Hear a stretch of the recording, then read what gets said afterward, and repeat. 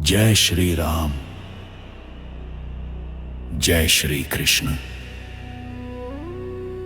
आज मैं तुम्हें उस ज्ञान की कथा सुनाने जा रहा हूं जो नया नहीं है, पर हर युग में नया होकर प्रकट होता है। ये ज्ञान किसी युद्ध भूमि के लिए नहीं, बल्कि हर उस आत्मा के लिए है जो कर्म करते करते थक चुकी है और फिर भी मुक्ति की राह ढूंढ रही है। मैंने अपनी आंखों से देखा है जब श्री कृष्ण ने अर्जुन की ओर देखा और मुस्कुराकर कहा, हे अर्जुन, ये योग कोई आज का नहीं है, ये अविनाशी है। ये वही ज्ञान है जो कभी सूर्य देव को दिया गया था, सूर्य से मनु तक पहुंचा और मनु से राजा इक्ष्वाकु तक। राजाओं ने इसे जाना, ऋषियों ने इसे जिया, पर समय के साथ मनुष्य इसे भूल गया। अर्जुन चकित था, उसने पूछा, हे केशव, आपका जन्म तो अभी का है, फिर आप सूर्य को दिया गया इतना प्राचीन ज्ञान कैसे जानते हैं?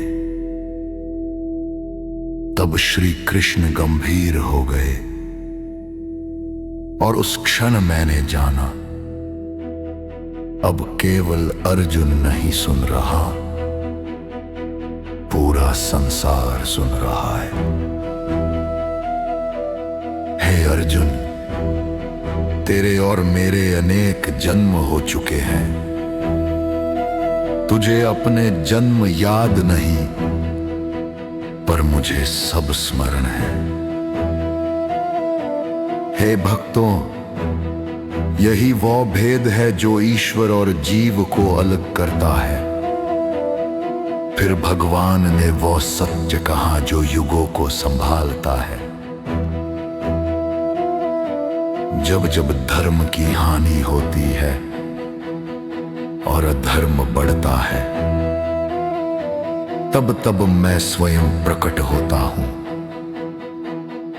मैंने ये होते देखा है, मर्यादा के लिए श्री राम बने, धर्म की रक्षा के लिए श्री कृष्ण बने और हर युग में भक्तों के लिए ईश्वर बने।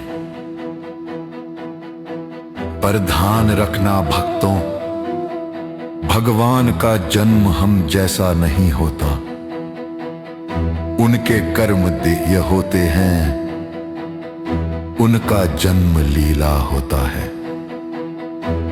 जो इस रहस्य को जान ले वो फिर जन्म मरण में नहीं पड़ता। बहुतों ने भगवान को कामना से पूजा, फल के लिए पूजा, देवताओं को शीघ्र फल के लिए भजा, पर श्री कृष्ण ने स्पष्ट किया, मैं सबको उसी रूप में उत्तर देता हूं जैसे वे मुझे भजते हैं। फिर कर्म का गूढ़ रहस्य खुला। हे भक्तों, कर्म क्या है, अकर्म क्या है और विकर्म क्या है, इसमें बड़े बड़े ज्ञानी भी भ्रमित हो जाते हैं। श्री कृष्ण बोले, जो कर्म में अकर्म देखता है और अकर्म में कर्म को पहचानता है, वही सच्चा ज्ञानी है। अर्थात जो कर्तव्य करता है पर अहंकार नहीं करता, वही मुक्त होता है।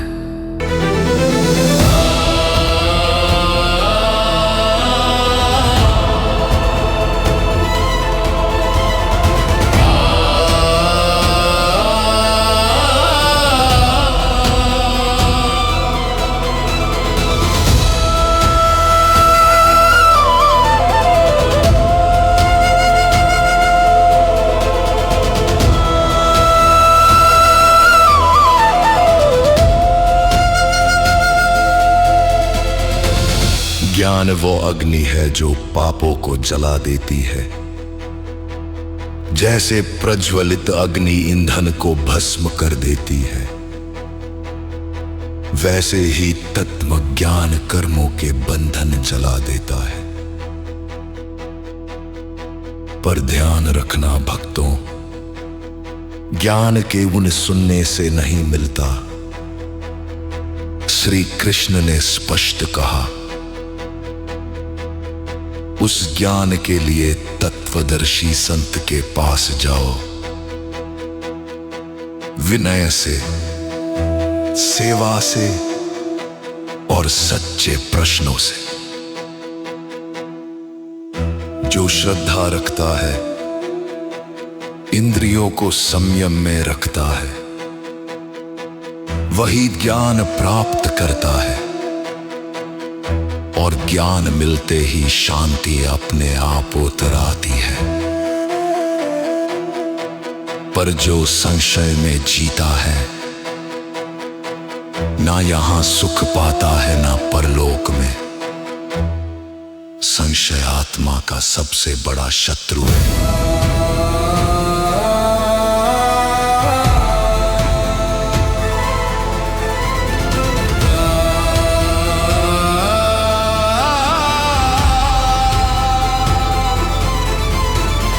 अंत में श्री कृष्ण ने अर्जुन से कहा, हे भारतवंशी, अपने हृदय में बैठे अज्ञान को ज्ञान की तलवार से काट और उठ, कर्मयोग में स्थिर हो जा। हे भक्तों, मैंने युद्ध भूमि पर उस दिन यह देखा, अर्जुन के हाथ में अभी धनुष था और उसकी धी पर ज्ञान का शस्त्र जाग चुका था। यही अध्याय चौथा पूर्ण होता है। पर वास्तव में यही से मनुष्य का में जन्म शुरू होता है।